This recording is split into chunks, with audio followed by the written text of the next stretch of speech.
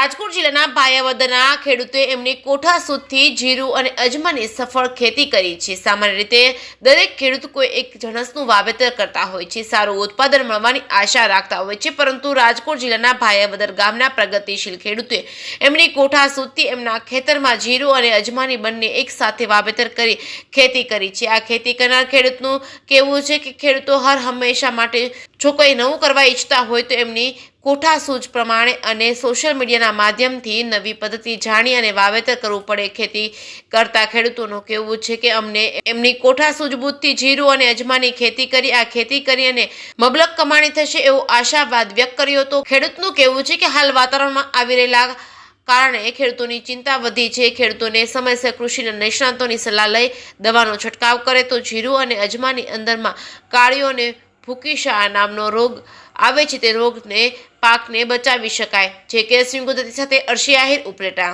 નમસ્કાર મિત્રો, મારું નામ છે મિતેશભાઈ રસિકભાઈ પરમાર। મારું ગામ છે ભાયાવદર। જગપીર મંદિરની સામે મારી વાડી છે। મારે જમીન છે 50 વીઘા। મેં એમાં 40 વીઘાનું જીરું કરેલું છે। જીરામાં એક નવતર પ્રયોગ કરેલો છે, જીરું અને અજમા બે સાથે। બધા એમ કે ના થાય, મેં કરી બતાવ્યું છે। સાથે તમે જોઈ શકો છો અજમાનો છોડ છે ને આ જીરુંનો છોડ છે। 18/11 નું બેનું વાવેતર સેમ ડે છે। બધા એમ કે ઓગસ્ટમાં અજમા થાય, જે વાવતો હતો જે તે સમય ત્યાં બધા એમ કે નહીં થાય, પણ મેં અત્યારે કરી બતાવ્યું છે ને એટલામાં તો મારા એરિયામાં તો કોઈ એવું વાવ્યું નથી, એટલે જણાવતા આનંદ થાય છે કે આ બધું કરી શકો ને રીલે પાક તરીકે અજમા તમે વાવી શકો। એનું કારણ કે અજમા ઘરે આવવાના છે।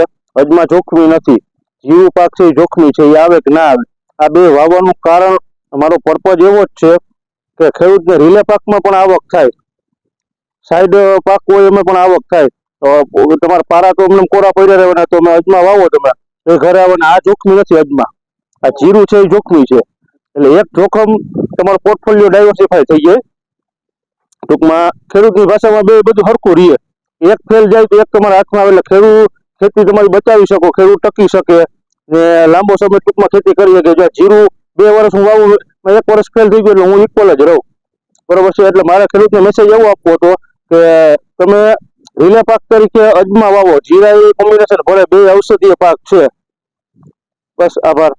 તમે આમાં વાતાવરણ ઓલું થાય તો આમાં નુકસાની આવે? વાતાવરણ જો અજમામાં કોઈ પણ વાતાવરણ નડતું નથી, એને વાવ્યા પછી એને દવા છાંટવાની નથી, એમાં ખાતર નાખવાનું નથી, એની કોઈ એટલી બધી ટ્રીટમેન્ટ કરવાની નથી। જીરું તો આપણે ખેડૂત મિત્રોને ખ્યાલ જ હશે, વાવતા હશે, એટલે કે જીરામાં તો આપણે અઠવાડિયે એકવાર દવા મારવી પડે। એમાં પીરીઓ આવે, કાળીઓ રોગ આવે, ભૂકીછારો આવે, સુકારો આવે, પણ વાતાવરણ અમે જો કે અજમા વાવ્યો એટલે બહુ અજમામાં થીપ્સ કે એવું કઈ આવતું નથી કે જીરાને ડેમેજ કરે, એના અજમાની હિસાબે એવું કઈ થતું નથી ટૂંકમાં, એટલે બહુ સારું છે। મારું નામ હરેશભાઈ જયંતિભાઈ સતવારા, ભાયાવદર।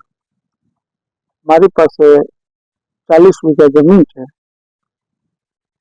હું કપાસની ખેતી કરતો હતો, પણ મને અમારા બાજુમાં અમારા ભાઈને ત્યાંથી પ્રેરણા મળી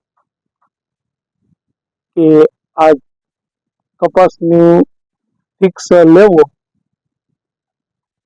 તેની જગ્યાએ જમીનમાં આપણે આ જીરું ને સાથે અજમા નો નવતર પ્રયોગ કરેલ છે, એટલે મેં પણ આ પ્રયોગ કરેલ છે ને બીજા અન્ય ખેડૂતોને આ પ્રેરણા લે એટલા માટે આ રિસ્ક લીધો છે।